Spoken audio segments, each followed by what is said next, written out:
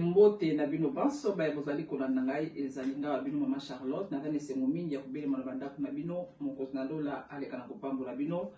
Merci na ba commentaire, merci na ba encouragement, surtout koleka na nyonso, merci na mapamboli.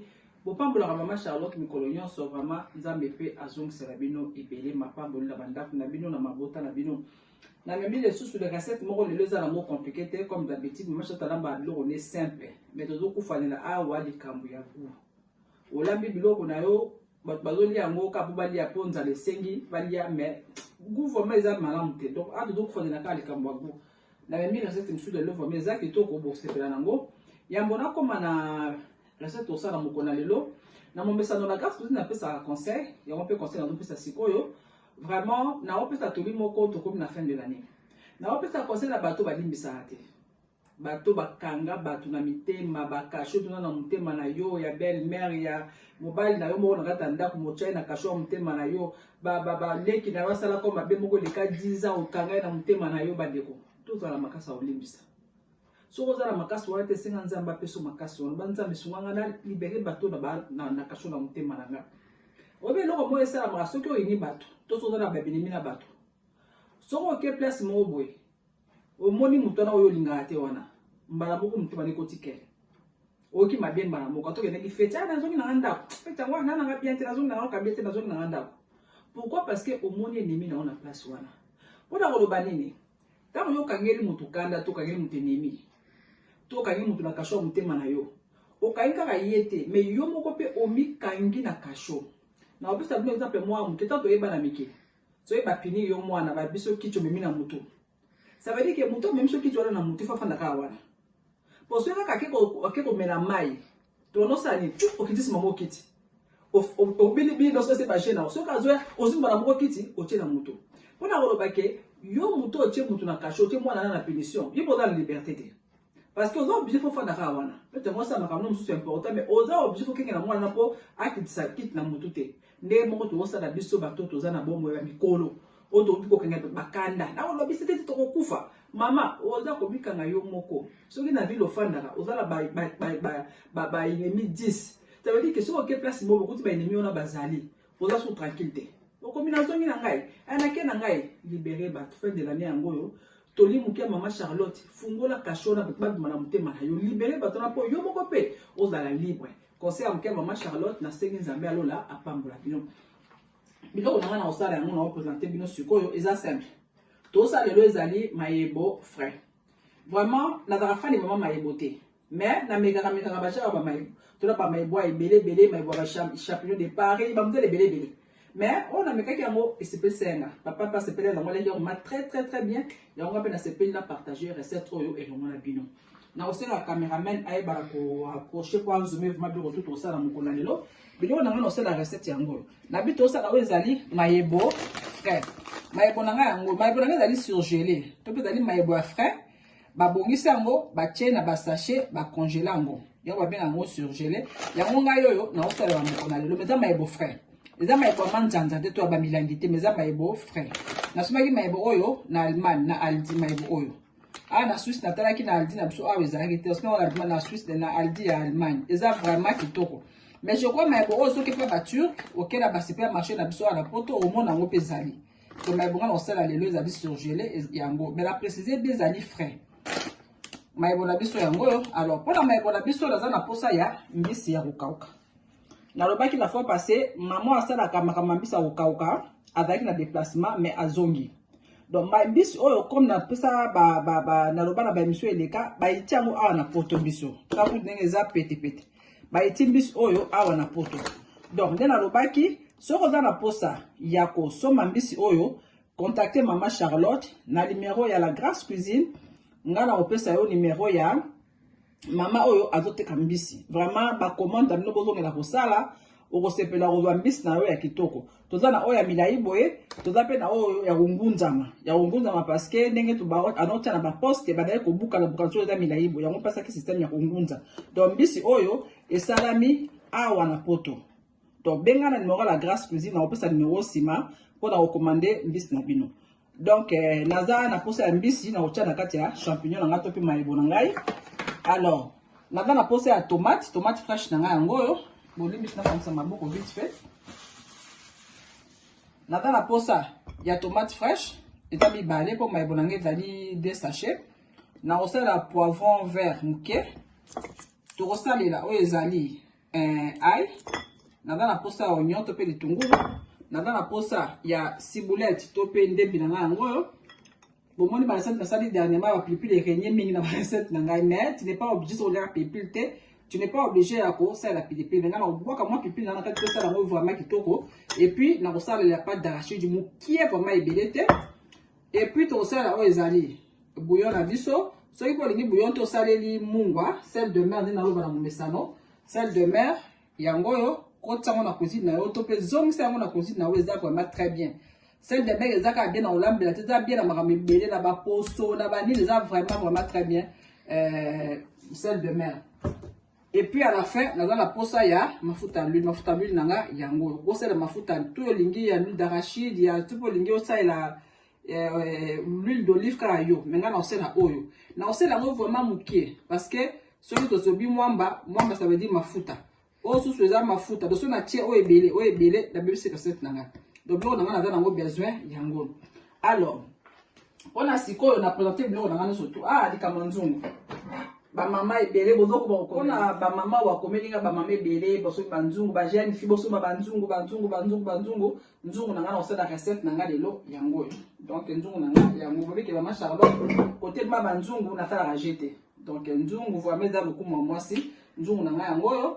Sikoyo na ko senga bino kaka quelques minutes na meka ko tia mbisi nanga juste na ma ya moto po eza déjà pété eza mbisi ya moto moko juste na ma ya moto muke et puis na mixer tomate moi poivron muke na ail na ndembi na ngai na bina biso to kutani dans 10 minutes.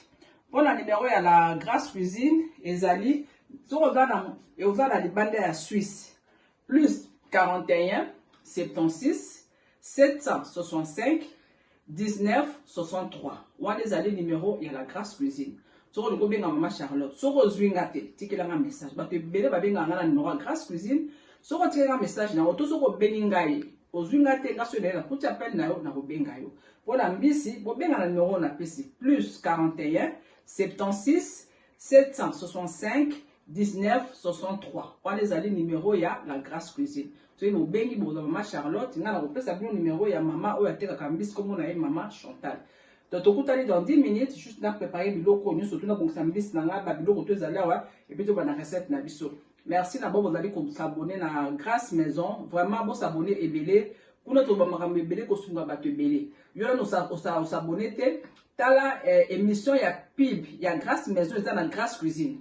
So vous cliquez dans l'émission, au cliquez dans les commentaires, au moins le lien pour que la Grasse Maison ezali. Juste au fini lien wana, au même balamour na Grasse Maison pour s'abonner. Batebele boko melinga bozo que trouver Grasse Maison te, mais so vous cliquez dans commentaire, il y a pub il y a Grasse Maison au moins le lien ezali et puis qu'on permette au balamoko au kende pour s'abonner na Grasse Maison. Tu remis 200 et quelques na Grasse Maison. Boko para ko s'abonner kana tito pona be émission e ko sunga mabota ebele na bina biso to kutani atuti biso na tozongi nde na baki bo pesa na quelques minutes awa na mixer o ezali tomate ndembi ail na poivron ndanga yango yo ndone sali mo ebele parce que ba ndembi na ba poivron te vimbisi mais tomate eze ebele te matungulu na yango na kati mbisi na yango na sukolo yango bien ngolo na présentaki biso soko lingi ngolo yo obengi mama Charlotte a peso numéro ya mama Chantal ateka mbisi et puis pas d'arachide na biso yango siko to kolekana to cha da sina pesi déjà moto pour gagner temps so manzungu mama champignon nanga yango eza des sachets eza yango belete eza 300 grammes ka donc ça ka 600 grammes oyo bien na sali. Dans la télé, vous avez des champignons. Yango. Ya frère dango pesa la na ba supermarché na biso. Yango. Na Kinshasa pe je crois ezali na petit que forme ezali mais champignons ezala ngo partout.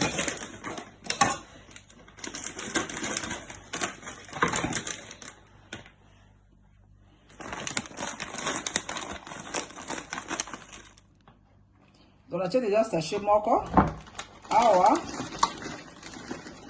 na bakisi susu mwa ndambu quantité nga na lambi yango oyo.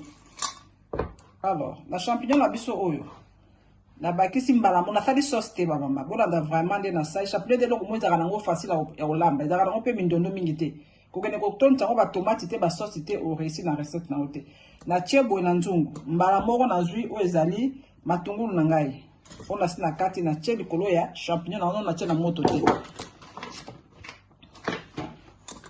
oyo ezali mbisi donc nayeba ezala na mbisi ebele mbisi na nga yango oyo benga mpona mbisi ozala dessus te mbisi eza vraiment kitoko botala kaka nde ezali mbisi oyo nabaki bayetie yango awa na poto. Alors sikoyo nazwi tomate donc awa tout eza tomate te eza na poivron na niki na kati to mpe na mixe eza na ndembi yango mpe esala yango ebele boye bopike marche ozala mene batomate ebele te yango oyo ebimisi yango volume ebele boye mais eza tomate te surtout eza tomate te na tie ma pepule na nga yango oyo na tie likolo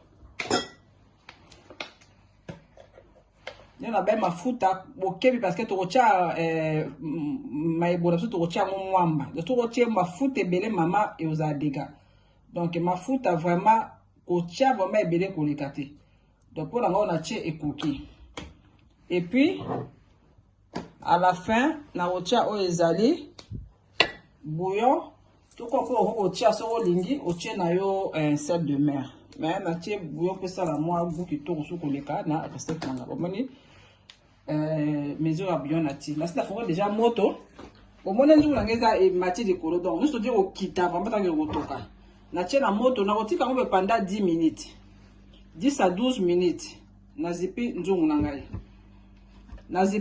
ngai na kotika nzungu pendant 10 à 12 minutes etoki boye biloko tuna tie oyo eokita mpo ekobota mai ntango ekobota mai ekiti mbala moko soki tokotia oyo ezali pas d'arachide na biso mpo soki totikela moto asala mosala na ye.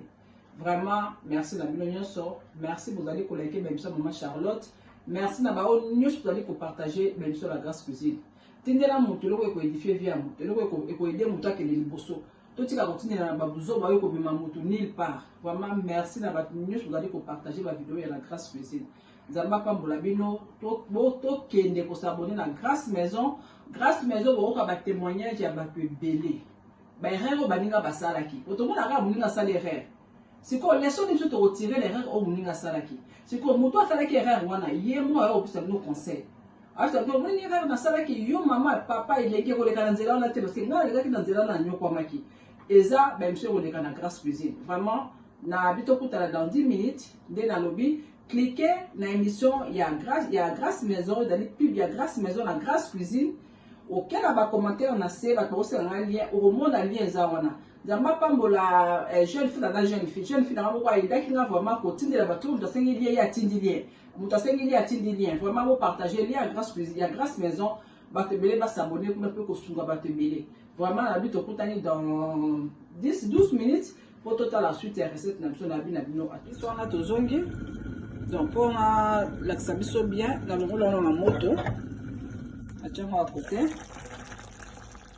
Donc champignon nanga yango yo oboninge biloko la tchake kiti soko na lekana kocha ezali pâte d'arachide oko mélanger pe pâte d'arachide na avant na mai otie mais okotia pe mbala moko tozolamba fumbwa te tozolamba champignon tokotia mwamba c'est pas que otie vraiment mwamba ebele natie na ngaka bien tout okotie mwamba ebele pe okanga mo makasi et puis ozanga ndenge nini ya kosala recette no kitoko na bakisi mai na nzungu na ngai posko mwamba na ngai ebe donc nazongi sa na moto na bina cheka mwamba suka mwamba na tia yango otia mwamba lokwa mtu dolamba fumba te e bima bien te donc juste mwamba na tie yango et puis na ngai yango yo na sina explica pourquoi na tika nzeto yo mitune ya ebele mama olongo ni nzete te na sina explica ya bon mon abem so mpona répéter en bas de belé peut-être yo comprendre ba moi même tout souvent on va expliquer sous que au moins il y a la tika te pesa la ki boy donc na tiki yango po pilipili pendant na glo na ngati yango na tiki boy na bakisi juste o ezali mai po biloko tusu koyo na mwa mbalanga et se mélanger. Donc na otika ngo boye pendant ata 20 minutes, donc bata 15 minutes. 5 minutes wana na otia moto a pété mijoter puis to sali présentation na bina biso. Vraiment na tika na ki moto asala musala na ye. Donc nzungu nanga yango yo bomoni ezotoka eza ekangami kiloto lokola ya mwamba. Ekangami supu kiloto lokola ya mwamba. Supu na ngai ezobina yango. Mais bon, vraiment rien que na solo, vraiment rien à dire. Mais bon, abiso yango ebeli vraiment kitoko. Bon na chaki mwamba ka 2 minutes. Na obité que mais bon na sala ngaso pour kola ya fumbo. Ekanga. Pour ça la présentation et on a bien. Attention, biso na to na présentation. Vraiment na osenga cameraman a zoomer vraiment na kati. Tala ndenge biloko eza kitoko. Donc tout ça les familles boye bolia vraiment très bien. Na étape on a commis, soit il y a fina pilipili, na fina pilipili siko. Mais juste là ça la présentation, pilipili na fina sim. Oka basal na yo kitoko ya osala ba recette na yo. Sal na ngai azocha maibonanga yango. Vraiment les mama Charlotte aloba kitoko na miso, kitoko na munoko. Olia na makemba, olia na fufu. Pourquoi pas na kwanga? Atala lo soso dingi. Donc maibona biso yango ni na biso salango et kanga makasi oza même pas na soupe. Donc yango moni faut cha mwamba mukie pour réussir ezali recette na o omoni ezala mwamba biso pezo bina pipili na biso yango. Donc pipili na biso yango tani mafuta kitoko mon mafuta ezobina nga likolo te ke mafuta ezopaluka mafuta ezate au moins mafuta ezaka ya mesure vraiment biloko na biso yango tosala mokona lelo na sekola ki ko partager recette oyo elongo na bino donné na bi na ninga tout na moni eloko boye na ninga na mekana na yeba eza na buni ne osala ndenge nini ka pona créer ba recette pona ko sungana. Donc laki maibona biso ya frais landa vidéo du début jusqu'à la fin pour réaliser recette na wa kitoko boye. Famille Mobimba, bah, c'est là. Na comme na na suka bo partager s'il vous plaît. Ba vidéo la grâce cuisine ezo sunga batebele. On a na zute bo kende ko yutine la ai bake. Maman moko la mbaga na YouTube apesa la batoli o ezo sunga bato. To lo mwana buzoba. To sala makambo eza malamu. Soko lingi buzoba, yo bo okota na buzoba. Soko lingi ko za la correct ou za la correct, ça dépend que de toi. Vraiment na comme na suka bo s'abonner ebele, bo tika ba commentaire na bino. Bobo sanate ko s'abonner na Grâce Maison to manombo mataki to bana ba émission kuna kalate na comme na suka équipe na Mobimba vraiment zamba pambola bino papa Bakari cameraman Assir Jean-Michel Bedine grande fille na Sarah papa Tony zamba pambola bino batu nyonso ba mama Charlotte boza ebele boza partout boté na ba message ko pambola na botu moi nzamba lola pambola bino wana bino to kuta na émission mususu ya sikamba la sima à la prochaine babise bele.